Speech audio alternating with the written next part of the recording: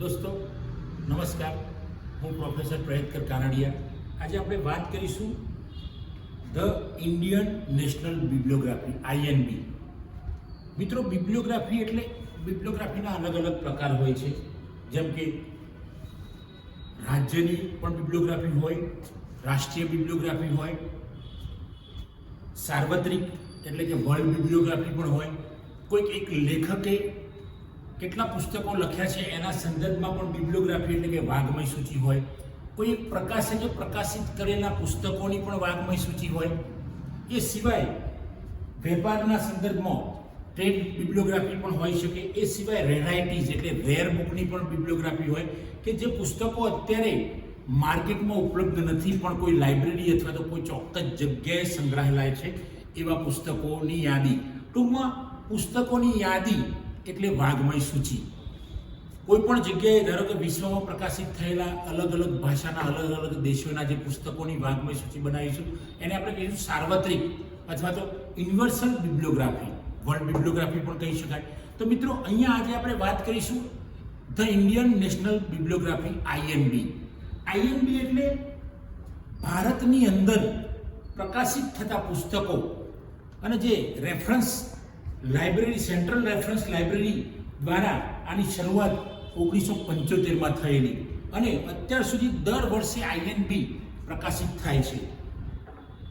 Central library કલકત્તાના 1954ના act મુજબ આના પુસ્તકોની જે ડિલિવરી થાય છે એની વાત કરવામાં આવે છે અને ભારતની દરેક ભાષાના પુસ્તકો, કોઈ પણ વિષયમાં લખાયેલા પુસ્તકોની યાદી આની અંદર હોય છે, જે INB આપણે કહીએ. એ જ રીતે BNB પણ હોય છે અને બ્રિટિશ નેશનલ બિબ્લિયોગ્રાફી કહેવામાં આવે છે.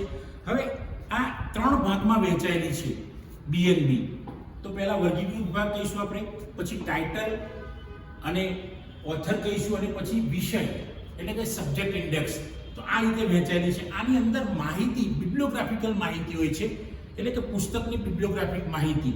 તો એમાં લેખકનું નામ, બુકનું ટાઇટલ, બુકના પ્રકાશકનું નામ, પ્રકાશન વર્ષ, એના સાઇઝ, એની એડિશન કઈ છે એના વિશેની માહિતી હોય.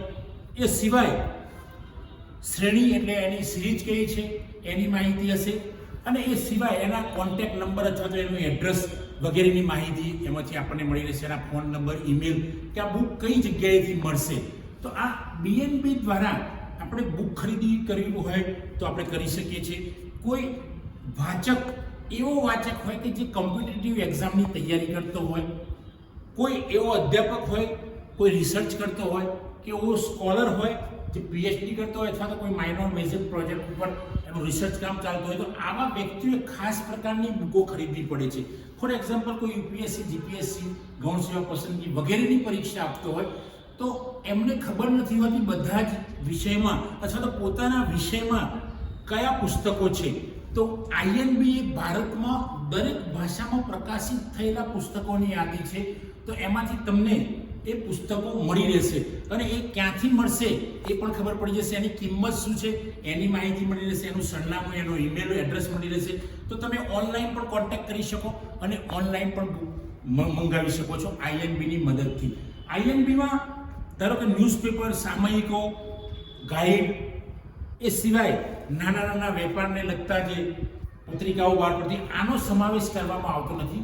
માત્ર એની અંદર મહદઅંશે પુસ્તકોનો સમાવેશ કરવામાં આવે છે કે જે પુસ્તકો સમાજને ઉપયોગી હોય, જે તે વિષયના નિષ્ણાતોનો ઉપયોગી હોય, જે તે વિષયમાં ભણતા વિદ્યાર્થીઓનો ઉપયોગી હોય.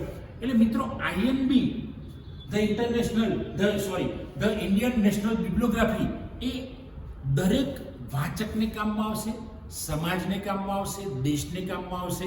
તો આપ સૌ INBનો, ઇન્ડિયન નેશનલ બિબ્લિયોગ્રાફીનો ઉપયોગ કરો અને એના દ્વારા તમે પુસ્તકો મંગાવી શકો છો, ખરીદી શકો છો, તમારી લાઇબ્રેરીમાં પણ એની પસંદગી કરી શકો છો.